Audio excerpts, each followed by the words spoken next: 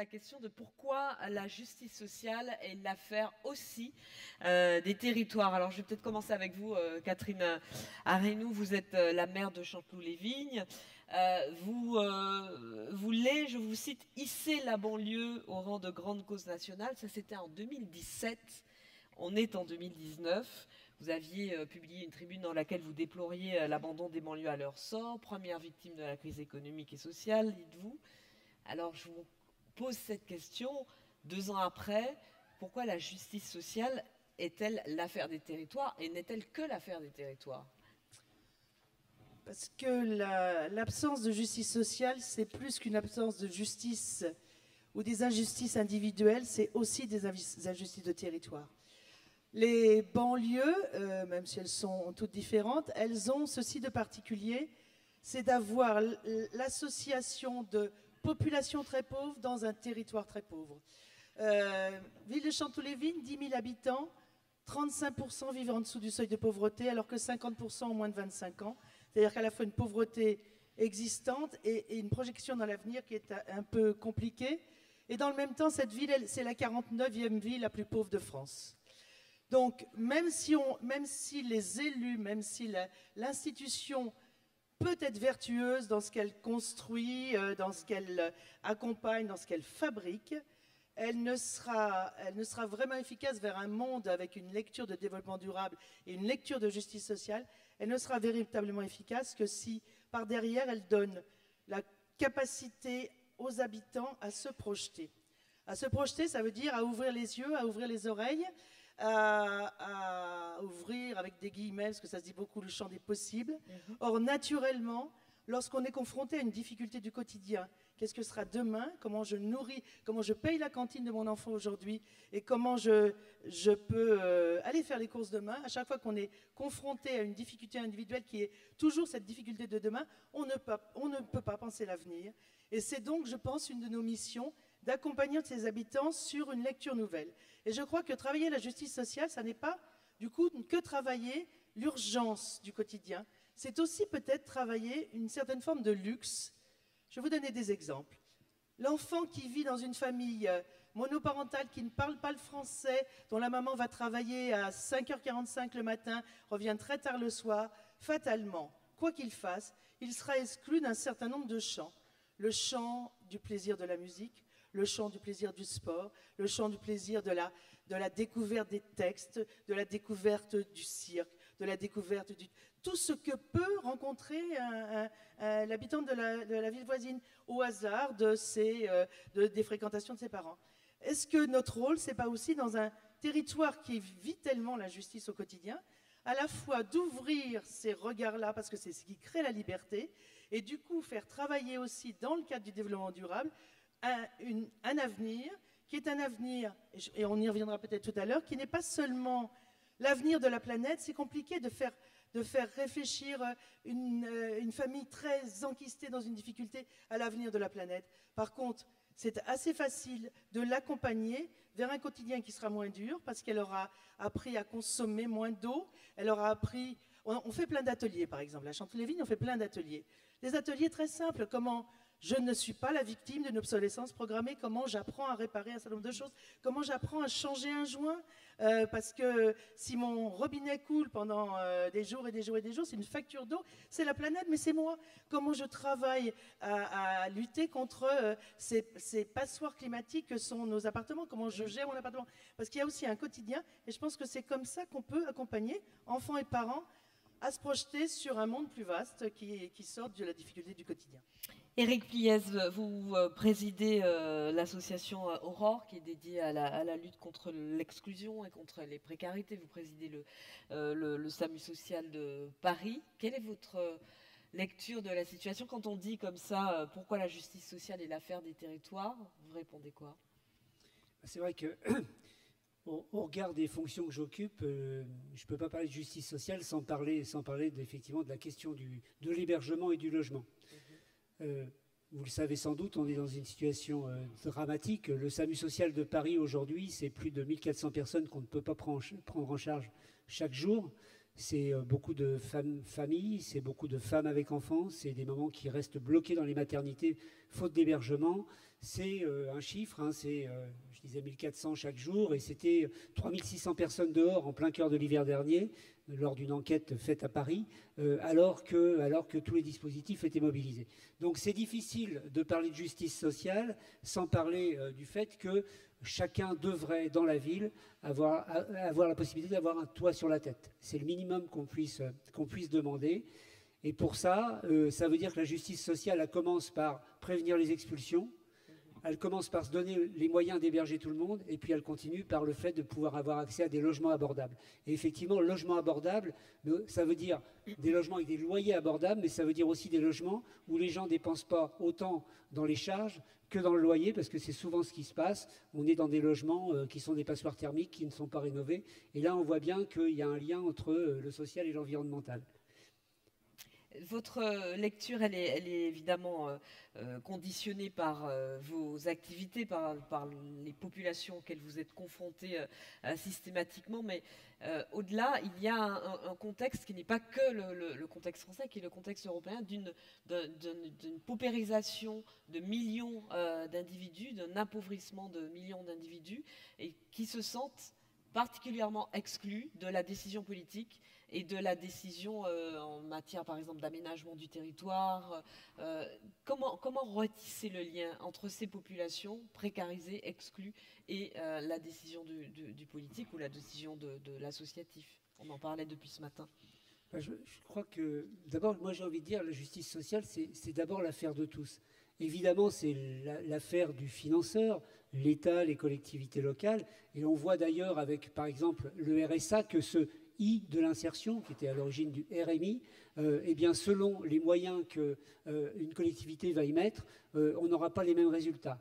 On sait aujourd'hui que c'est bien parce qu'on fera un accompagnement de qualité que les gens reviendront sur le chemin de l'emploi. Comme on sait que c'est en allant vers les jeunes qui tiennent les murs des quartiers, les 100 000 décrocheurs, qu'en allant vers eux, en proposant des choses directement, qu'on arrivera à les rattraper parce qu'ils ne vont plus vers ces services publics qui bien souvent ont déserté les quartiers. Mais ça dépend de ces gens-là. Mais aujourd'hui, je crois qu'il faut le dire, ça dépend aussi du citoyen. Quand on voit les élans que nous avons eus au moment de la crise de l'accueil des migrants, je préfère dire ça que la crise migratoire, on voit les élans que nous avons eus de bénévoles, de volontaires qui sont venus nous rejoindre. Qui existent encore, hein, ces élans. Ça se poursuit. Particulièrement dans les zones justement où arrivent beaucoup de migrants. Exactement. Beaucoup de citoyennes et de citoyens se mobilisent pour les accueillir. Ouais, j'étais hier à la Fabrique de la Solidarité qui a été mise en place à Paris, qui est un lieu où les bénévoles se retrouvent, où on les accompagne, où on a installé de la restauration pour que les gens puissent se retrouver. Et on voit que c'est un vrai laboratoire, un vrai vivier qui arrive là. Mais donc c'est l'affaire de tous, c'est important de le dire. On a vu aussi des commerçants qui se mobilisent aujourd'hui pour justement s'occuper des personnes à la rue. On voit de l'hébergement citoyen et on voit bien que si les citoyens ne s'emparent pas aussi de cette question-là, ça restera une affaire de spécialité. C'est peut-être, pour moi, la justice sociale, ça commence aussi par le décloisonnement des esprits et par le fait que les gens puissent se rencontrer pour changer le regard sur l'autre. Catherine Arenou, je disais que vous aviez publié ce texte il y a 2 ans. Vous êtes en permanence au combat, aux avant-postes pour défendre votre territoire, pour défendre les territoires, l'égalité entre les territoires. Il y a eu un mouvement ces derniers mois en France qui n'est pas tout à fait éteint, qui d'ailleurs peut tout à fait repartir, c'est celui des Gilets jaunes, auquel viennent s'agglomérer d'autres contestations depuis quelques mois. Je pense à celle des personnels d'hôpitaux psychiatriques, des personnels des urgences, et puis maintenant à la faveur de l'annonce de la réforme des retraites, il y a d'autres corps de métiers qui se mobilisent. Quel est le regard de la politique de terrain, de l'élu de terrain sur ce mécontentement qui ne cesse de monter, qui ne cesse de se coaguler sans réellement trouver de réponse satisfaisante, y compris dans le grand débat national qui a été organisé? Alors cette grande désespérance des Gilets jaunes, parce que ça a quand même été, c'est quand même l'origine d'une grande désespérance. Moi, je rappelle que nous, les élus de banlieue, on l'avait cité dès 2017 parce qu'on voyait bien que dans la grande ruralité, il y avait des populations qui n'étaient pas en groupe, qui étaient des situations isolées, mais qui étaient des situations qui étaient aussi désespérantes que ce qu'on vivait dans nos territoires. Et on sentait bien que ce qu'on ferait pour les banlieues, en redonnant, en réimpulsant une politique volontariste, devait être fait pour les territoires ruraux. L'avenir a prouvé qu'on avait un peu raison, malheureusement. On est dans une situation, et là j'ai vu vraiment des Frances différentes. Et ça n'est pas rassurant pour un élu de terrain. J'ai vu des Frances différentes parce que j'ai vu des Frances de la ruralité qui ont bien dit leur désespérance, sans dire les moyens, et sans, puisque c'est un mouvement qui est trop récent, sans essayer de trouver justement des moyens pour lutter contre ces absences de justice sociale, c'est la façon dont ils le vivent, et l'espèce de tétanisation de nos populations qui étaient tellement habituées depuis des années à vivre dans la grande difficulté, mais en groupe. Ça donne une certaine forme de citoyenneté partagée, ça donne une certaine forme d'aide, d'entraide, qui n'a pas du tout ni contesté, ni bougé, ni manifesté. Et je me demande si ça n'est pas beaucoup plus grave d'être dans une situation de tétanisation parce qu'on ne croit plus à rien. Et je crois qu'on a un vrai rôle. Et c'est là qu'il faut redonner. On ne peut redonner la parole aux citoyens que si on leur redonne une chance de refaire leur avenir, petit à petit, dans un débat qui est le leur. Et le débat qui est le leur, il faut l'accepter, ça a été dit ce matin. On n'a pas le droit de démarrer le débat citoyen en imposant le sujet, et exclusivement le sujet. On a droit dans un débat de dire voilà quelles sont les conditions qui sont possibles et celles qui ne sont pas possibles. Mais à un moment donné, le citoyen, plus il est éloigné de ce débat, plus il est dans la difficulté, plus il a besoin d'abord d'exprimer sa difficulté. Il faut d'abord entendre ça pour faire ensemble un diagnostic et ensemble un espèce de traitement commun. Redonner de la participation dans nos populations de banlieue, ça redonnera de la justice sociale, puisque en fait chaque citoyen sera du coup considéré, sa parole sera considérée comme ayant la même valeur que la parole des territoires qui parlent, qui disent et qui manifestent. Vous parliez de plusieurs France. Est-ce qu'il n'y a pas aussi plusieurs définitions de la notion de justice sociale ? Oui, certainement. Je pense qu'elle est d'abord liée à la façon dont on perçoit l'injustice soi-même. Et c'est vrai que, et de la façon dont on la vit au quotidien avec les habitants, il est vrai que j'ai longtemps été atterrée par cette injustice du quotidien, cette désespérance du quotidien, mais maintenant je suis persuadée qu'il faut proposer un avenir, aussi paradoxal que ce soit. Il faut proposer un avenir qui est un avenir d'ouverture et d'accompagnement, entre autres, de ces enfants pour qu'ils n'aient pas ce qu'on leur décrit, c'est-à-dire un espèce d'avenir de la défaite, d'avenir du tout perdu, qu'on leur écrit et que la société leur écrit et que leurs parents, éventuellement désespérés, leur écrivent. Je pense que c'est à nous, élus, de montrer un peu d'impatience, mais d'espoir, entre autres, en ouvrant les yeux sur ce qui est considéré comme un luxe, des luxes. Et moi, je pense que les luxes de la culture, les luxes du sport, les luxes de la découverte de l'autre, de la découverte d'autres territoires, ces luxes-là, ça fait partie de la lutte contre l'injustice sociale.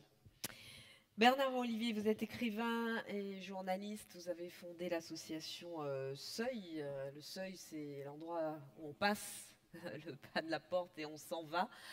Vous êtes un homme en marche, hein, sans ironie, et des centaines de jeunes avec vous. Racontez-nous un petit peu en quoi consiste votre action. Et c'est une action qui est donc essentiellement destinée à des jeunes en rupture. Alors, la marche, je suis effectivement un homme qui marche, puisque, je le dis en deux mots, mais à 60 ans, complètement désespéré et suicidaire, je décide de partir marcher. Depuis, j'ai parcouru à peu près 18 000 kilomètres, en particulier donc, le chemin de Compostelle, ce qui est plus classique, mais aussi Lyon-Xi'an, donc en Chine, donc, soit une marche de 15 000 kilomètres depuis Lyon. Pas mal. Et voilà. Et précisément, autant à 60 ans, j'étais suicidaire et désespéré, autant depuis, je n'ai pas arrêté de courir ou de marcher et de faire marcher, puisque donc marcher les gens, vous. J'ai écrit 14 livres et j'ai surtout créé l'association Seuil, Et cette association, donc, comme vous l'avez dit, consiste à faire franchir le seuil de la société à des jeunes désocialisés et qui, précisément, ne veulent plus entendre parler de cette société et vivent en marge. Et donc, il y a en France à peu près 200 000, 250 000 jeunes en très grande difficulté qui passent devant les juges. Je dirais que mon association prend en charge le tout petit groupe de jeunes dont on considère que leur situation est désespérée. Près de la moitié, nous allons les chercher en prison. Et nous leur appliquons donc, avec leur accord bien entendu, une méthode qui est assez inhabituelle, puisque chaque jeune donc, décide et accepte de partir marcher dans un pays étranger. Pendant 3 mois, il va parcourir 2000 km, 1800 à 2000 km selon les cas, avec un adulte. Chaque jeune garçon ou fille marche avec un adulte, homme ou femme. Et ce qui est le plus difficile pour eux, c'est qu'ils doivent partir sans téléphone et sans musique et sans Internet. Et donc ils doivent, je dirais, ils découvrent qu'ils sont capables de réfléchir seuls. D'ailleurs, chaque marche, nous leur...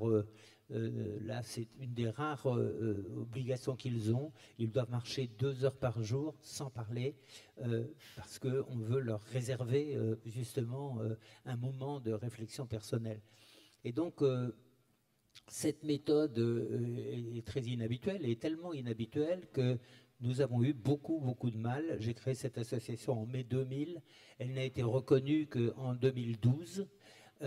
Et pendant plusieurs années, on s'est acharné à nous dire que nous étions des fous, que ces jeunes allaient fuguer, qu'ils allaient provoquer des problèmes diplomatiques, que sais-je. Et donc aujourd'hui, alors que nous avons pratiquement commencé très tard, mais nous avons fait marcher à peu près 300 jeunes, nous avons fait faire une étude par un cabinet indépendant qui a reconnu que 75% de ces jeunes reviennent avec un projet. Et ce chiffre peut paraître modeste parce que ça veut dire qu'il y en a 25% qui n'ont pas de projet, mais ça ne veut pas dire qu'ils récidivent. En revanche, tout le monde sait qu'avec les traitements qui sont appliqués à des jeunes délinquants, il y a, dans les centres éducatifs fermés, par exemple, il y a 80% de récidives très vite, hein, dès la première année pratiquement. Et donc, je dois dire que je suis un petit peu révolté parce que le gouvernement vient d'annoncer la création de 22 centres éducatifs fermés. Il y en a déjà 50.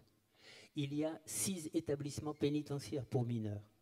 Au total, il y a 2 ans, il y avait 700 jeunes enfermés. Il y en a 820 aujourd'hui. Les jeunes de quel âge? Ils ont entre 14 ans et demi et 18 ans. Je dirais que si la prison devait avoir une vertu, c'est de fabriquer des nouveaux prisonniers, hein, c'est tout, parce que pour le moment, donc, ça ne fonctionne pas, et on persiste dans cette pensée, je dirais, judéo-chrétienne, qu'à travers l'enfermement, à travers la punition, on va guérir les gens. C'est pas vrai. Je veux dire, c'est une évidence que c'est le contraire. Et notre méthode est tellement efficace qu'on nous demande, à l'heure où je vous parle là, il y a une jeune fille donc, qui est musulmane et qui a préparé quelque chose sans doute de grave, puisqu'elle était en prison et qu'elle est en train de marcher. Nous avons déjà fait marcher plusieurs de ces jeunes. Et donc, si ça s'applique à tous les jeunes, et ça leur redonne de l'espoir. Un jeune qui a marché 1800 ou 2000 km, on ne pourra plus lui dire qu'il est bon à rien. On ne pourra plus lui dire qu'il est un raté. Il revient avec ce que nous avons tous, sans doute, dans cette salle, une estime de soi. Et il est prêt à ce moment-là à apprendre, à réapprendre, à retourner au collège, à apprendre un métier, à franchir précisément ce seuil de la société que nous avons préparé pour l'aider. Et 2000 km enfin juste par curiosité, 2000 km en 3 mois, ça fait à peu près combien de kilomètres par jour? Ça fait, c'est très, très, très à leur portée, hein, c'est 25 km par jour. 5. Moi, à Ça 60 ans, j'en faisais 45, hein, donc Non, voilà. 5 km par jour, ça va, c'est... 25, Ah non, 25, pardon. 25, ah oui, oui, Oui, oui. 25, c'est déjà... 25, oui, 25. D'accord. Disons que les premiers jours, c'est 15 km, 15-18 km les premiers jours, mais ces jeunes ont une forme physique extraordinaire, hein. D'ailleurs, ils ont souvent appris à marcher ou même à courir devant les flics parce qu'ils avaient des problèmes. Catherine Arenou,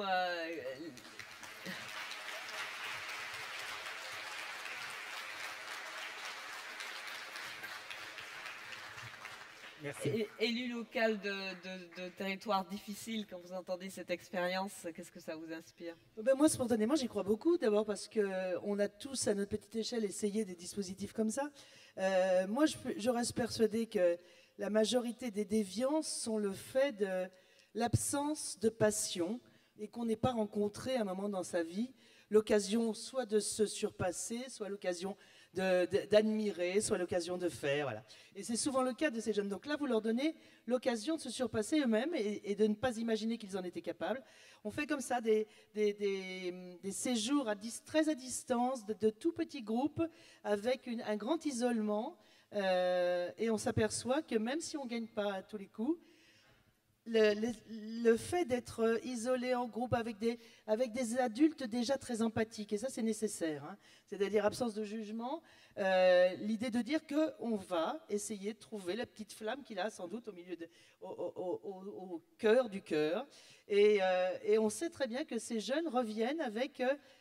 on ne gagne pas à tous les coups, mais ceux avec qui on a gagné, ils ont découvert en eux des possibilités qu'ils remettront après à la disposition des autres. Et on voit des parcours de vie comme ça que personne n'avait imaginé. Et je pense qu'il faut oser. Il faut oser parce que tout est contre vous quand vous l'expliquez au départ. Oui, tout à fait. On a eu beaucoup de mal. Je dirais qu'on a d'ailleurs, la dernière difficulté qu'on a, c'est une difficulté financière, puisque nous perdons... l'administration fait une très très bonne affaire avec nous. Une journée dans un centre éducatif fermé, il faut le savoir, ça coûte entre 700 et 550 euros par jeune et par jour. Pour la moitié, et avec une récidive pratiquement assurée. Nous faisons ce marché et nous avons des résultats très positifs, donc de 75% de réussite, comme je le disais, mais pour la moitié de cet argent-là, eh bien, on nous dispute encore l'argent, et donc nous perdons de l'argent tous les jours, à chaque fois qu'il y a un jeune qui marche, et donc nous sommes obligés d'aller tendre la main à des fondations, etc. Nous faisons marcher 35 jeunes par jour, nous voudrions en faire marcher 4 fois plus, 120. Eh bien, pour le moment, c'est un petit peu difficile. Les administrations se font, que ce soit la protection judiciaire de la jeunesse ou l'aide sociale à l'enfance, se font tirer l'oreille en disant qu'on est cher. Voilà. Éric, vous voulez réagir? Oui, enfin, je crois qu'il y a des mots communs dans ce qu'on se dit là. Il y a la question de rompre l'isolement, il y a la question de retrouver l'estime de soi, il y a la question de poser des cadres. Et on voit qu'il y a des choses qui se recoupent. Sur la rupture de l'isolement, moi je ferai un parallèle entre les gilets jaunes et puis ces gens qui vont dans les espaces de coworking. De quoi on a besoin? On a besoin de lien social, on a besoin de rencontrer l'autre. Et je pense que la justice sociale, c'est aussi favoriser justement ces espaces qui vont permettre de retrouver l'autre. Un exemple rapide, on occupe quelques dizaines de places dans l'hôpital Saint-Vincent-de-Paul à Paris 14e. L'hôpital va fermer. Il va être gardé pendant 7 ans par des maîtres chiens. Et puis, on fait une proposition, on reprend les 60 000 m², 3 hectares et demi de cet hôpital. Et on en fait un lieu qui va accueillir jusque 600 personnes sans domicile, qui va accueillir 200 entreprises et ou associations, et qui va animer tout ça avec une association spécialisée dans l'animation, avec un bar, avec des spectacles ouverts sur l'extérieur. Et là, on voit quoi? On voit que le changement de regard est immédiat. Chacun ne regarde plus l'autre comme un inconnu. On se rencontre, on se découvre. Les sans-domicile d'hier trouvent leur place puisque les gens viennent chez eux. Et on voit qu'il y a une mayonnaise qui prend, il y a quelque chose qui marche. Et donc, je pense que c'est ça qui est important. Donc, dans ce lieu, on crée les conditions de la rencontre, les conditions de la rupture de l'isolement, mais on crée aussi un cadre différent, bien sûr, mais qui permet ce lien social, cette rencontre. Eh bien, tout ça, c'est de la justice sociale. Merci à tous les trois. On poursuit notre après-midi.